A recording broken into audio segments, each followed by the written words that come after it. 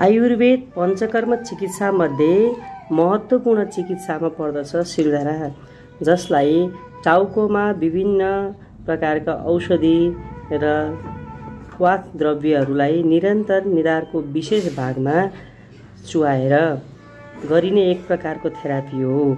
यो शिर सम्बन्धी सम्पूर्ण समस्या जस्तै माइग्रेन, पिनास, निन्द्रा नलाग्नु, कपाल झर्ने समस्या, अनिद्रा, तनाव, स्मृति बढाउनमा, मस्तिष्कलाई पोषण गर्नमा, साथै मानसिक आरामका लागि र ज्ञानेन्द्रियहरूको शुद्धिकरण र मन शान्त गराउनका लागि प्रयोग गरिन्छ।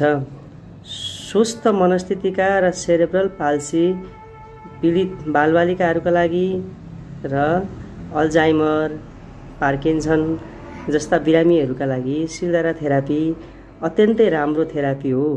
वर्तमान तनावयुक्त समाजमा शिरधारा चिकित्सा एक आयुर्वेदिक वरदान जस्तो मानिन्छ। शिरधारा जो कोहीले पनि गर्न सक्दछन् भने यो विशेष गरी बिहानको समयमा गर्दा उपयुक्त मानिन्छ। यसलाई चाहिँ एउटा प्राकृतिक चिकित्सा मध्ये महत्त्वपूर्ण चिकित्सा पद्धति हो।